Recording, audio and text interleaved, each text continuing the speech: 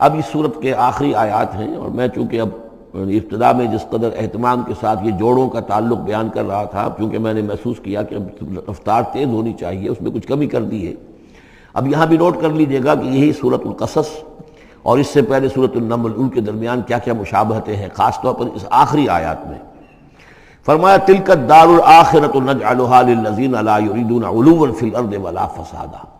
یہ جو آخرت کا گھر ہے یہ ہم نے ریزرو کیا ہے ان لوگوں کے لیے کہ جو زمین میں اپنی بڑائی، اپنا اقتدار نہیں چاہتے، اپنی بلندی نہیں چاہتے اور نہ فساد چاہتے۔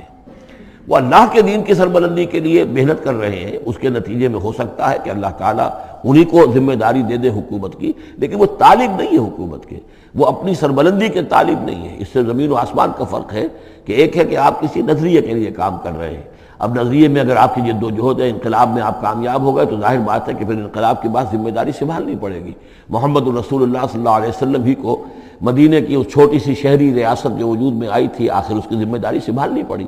حالانکہ آپ خدا نہ خواستہ کوئی اقتدار کے طالب یا اقتدار کے بھوکے تو نہیں ہو سکتے تھے، لیکن یہ ہے کہ طلب جو ہے وہ اللہ جانتا ہے دل میں کس کے طلب ہے۔ اگر کوئی ذاتی طور پر اقتدار کا خواہاں ہے اور چاہتا ہے کہ میرا نام اونچا ہو جائے اور مجھے اختیار مل جائے اور میرا اقتدار ہو، تو وہ شخص اللہ تعالیٰ کے ہاں ڈسکوالیفائی ہو جاتا ہے۔ یہ پھر اللہ کے گھر کے لیے نہیں ہے۔ اللہ کا گھر جو ہے تلک الدار الآخرہ، یہ تو ہم نے رکھا ہوا ہے خاص طور پر مخصوص کر کے، ریزرو کر کے، للذین لا یریدون علوا فی الارض، جو زمین میں اپنے اقتدار کے خواہاں نہیں ہیں، ولا فسادا، نہ زمین میں فساد بچانا چاہتے ہیں، والعاقبۃ للمتقین، اور عاقبت یعنی پچھلا گھر جو ہے، عاقبت کی پچھلی زندگی جو ہے یقیناً یہ اہل تقویٰ کے لیے، اس کی بھلائیاں، اس کے محاسن، اس کا عیش اور آرام وہ اللہ تعالیٰ نے اپنے متقی بندوں کے لیے خاص کیا ہے۔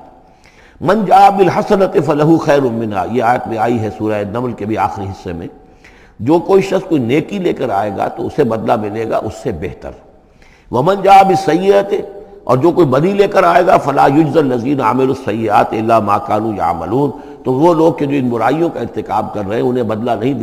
دیا جائے گا مگر وہی جو کچھ کہ وہ کر کے لائے۔ مطلب یہ کہ اللہ تعالیٰ کی طرف سے اضافہ نہیں ہوگا، جتنے جرم کیے ہیں اتنی ہی سزا، لیکن اہل ایمان اور اہل صلاح جو ہیں ان کی نیکیوں میں اللہ تعالیٰ 10 گنا دے، 700 گنا دے، اس سے بھی بڑھا دے، یضاعف لمن یشاء، تو یہ اللہ تعالیٰ کی مرضی ہے، جتنا چاہتا ہے دیتا، خیر منہا، بہرحال جو کچھ کر کے لے جاؤ گے اس سے بہتر ملے گا۔ لا یجزی الذین عملوا السیئات الا ما كانوا یعملون، انہیں وہی کچھ ملے گا جو کچھ کہ وہ عمل کر کے لائے تھے۔ ان الذی فرض علیک القرآن لرادک الی معاد، سورہ نمل میں آیا تھا کہ مجھے وَأُمِرْتُ أَنْ أَتْلُوَ الْقُرْآنَ، مجھے تو حکم دیا گیا میں قرآن سناتا رہوں، قرآن پڑھ کر تمہارے سامنے میں قرآن کے ذریعے سے انذار اور تبشیر اور قرآن کی تبلیغ اور قرآن کے ذریعے سے تذکیر اور قرآن کے ذریعے سے تمہارے جو نفسیاتی اور روحانی روگ ہیں ان کی شفا کے لیے میں کوشش کرتا رہوں، میرا کام تو یہ ہے۔ ان اتلو القرآن، مجھے حکم دیا گیا میں قرآن کی تلاوت کرتا رہوں، تلاوت پڑھ کر قرآن تمہیں سناتا رہوں۔ اب یہاں اسی کو تعبیر کیا، ان الذی فرض علیک القرآن، اے نبی جس ہستی نے آپ پر اس قرآن کی ذمہ داری ڈال دی ہے، اس کی تبلیغ آپ کے لیے فرض تھی، جیسے کہ ہم سورہ مائدہ میں آج پڑھا ہے، یا ایھا الرسول بلغ ما انزل الیک من ربک وان لم تفعل فما بلغت رسالتہ، اس قرآن کی تبلیغ کرنا آپ پر فرض ہے۔ اور جیسا کہ میں آپ کو بتا چکا ہوں، پھر آپ نے امت کے حوالے کر دی کہ اب امت کے فرض ہے۔ فَلْيُبَلِّغِ الشَّاهِدُ الْغَائِبَ، فَلْيُبَلِّغ یہ فعل امر ہے، اب لازم ہے کہ وہ پہنچائیں جو یہاں ہیں ان کو، جو یہاں نہیں ہے۔ اس طریقے سے یوں سمجھیے کہ ایک سلسلہ جو ہے وہ شروع کر دیا گیا۔ لیکن یہاں فرمایا جا رہا ہے اے نبی ان الذی فرض علیک القرآن، جس ہستی نے آپ پر یہ قرآن فرض کیا ہے،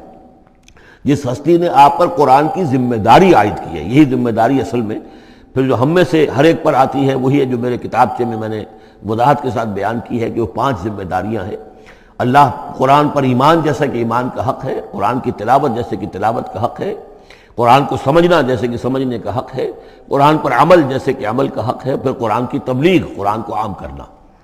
ان الذی فرض علیک القرآن رادک الی معاد، وہ یقین آپ کو لوٹا لے جائے گی، وہ ہستی، وہ اللہ جس نے آپ پر یہ قرآن کی ذمہ داری ڈالی ہے، تبلیغ قرآن کا فریضہ آپ کے کاندھوں پر رکھا ہے،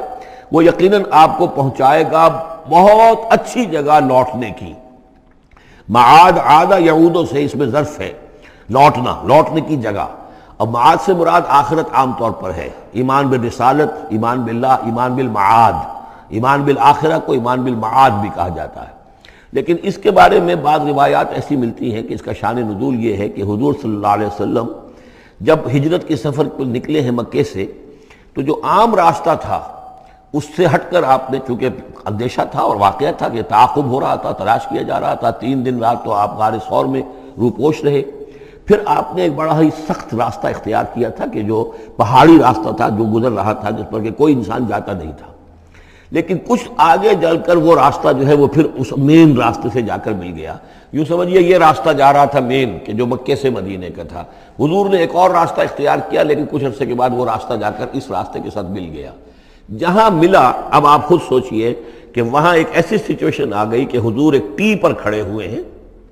اب داہنی طرف جاتے ہیں تو مدینہ ہے اور بائیں طرف جاتے ہیں تو مکہ ہے۔ اس وقت حضور کے دل میں ایک ہوک سی اٹھی ہے، اس لیے کہ جب آپ مکے سے روانہ ہوئے تھے تب بھی روایات میں آیا ہے کہ آپ کعبے سے لپٹ کر آپ نے یہ کہا تھا کہ بیت اللہ مجھے تجھ سے بڑی محبت ہے، لیکن میں کیا کروں، یہاں کے لوگ مجھے یہاں رہنے نہیں دے رہے۔ تو گویا کہ کعبے سے یہ جدائی تو آپ پر شاہ گزر رہی تھی۔ اب جب وہ آپ چند دن کا سفر کر کے اور چند دن وہ غار ثور میں روپوش ہونے کے بعد جب پہنچے ہیں، اب ایسی جگہ پہنچے کہ جہاں سے اگر دائنی طرف جاتے ہیں تو یہ مدینے کی طرف راستہ جانا تو آپ کو ادھر ہی ہے، لیکن سامنے وہ راستہ آ گیا کہ جو مکے کی طرف جا رہا، تو آپ کے دل میں ایک پھوک سی اٹھی۔ اس وقت اللہ تعالیٰ نے آپ کے اطمینان کے لیے یہ آیت نازل کی کہ آپ گھبرائیے نہیں، مکے میں ہم آپ کو لوٹا کے لے آئیں گے، آپ یہیں پہنچیں گے، بڑی شان سے پہنچیں گے۔ اس وقت تو آپ کو نکلنے کے لیے جو ہے روپوش بھی ہونا پڑا ہے، آپ کا تعاقب بھی ہو رہا ہے، پھر وقت آئے گا کہ آپ ایک فاتح کی حیثیت سے داخل ہوں گے۔ تو یہ بھی اس کی ایک روایت چونکہ ہے تو یہ مفہوم بھی اس میں نکل سکتا ہے، لیکن عام طور پر یہ ہے، اس سے مراد میرے نزدیک یہی ہے کہ آپ کے لیے جیسے کہ سورۃ الضحیٰ میں کہا گیا ہے وَلَلْآخِرَةُ خَيْرٌ لَكَ مِنَ الْأُولَىٰ، اے نبی آپ کے لیے آخرت جو ہے اس دنیا سے کہیں بہتر ہے، لہذا آپ کے لیے تو یوں سمجھیے کہ جو اللہ لوٹا کر آپ کو لے جائے گا معاد میں، تو وہ معاد آپ کے لیے معادن، یہ گویا کہ یہ تفخیم کے لیے ہے نکرہ، بہت عمدہ جگہ لوٹانے کی، جس کے لیے یہ بھی کہا گیا عسیٰ ان یبعثک ربک مقاما محمودا، وہاں پر جو آپ کو مقام ملنا ہے مقام محمود، اور جو جنت حضور کی ہوگی جس کا کیا تصور کوئی کر سکتا ہے، تو ادھر اشارہ ہے۔ ان الذی فرض علیک القرآن رادک الی معاد قل ربی اعلم من جاء بالہدی، کہہ دیجئے کہ میرا رب خوب جانتا ہے کہ کون ہدایت لے کر آیا،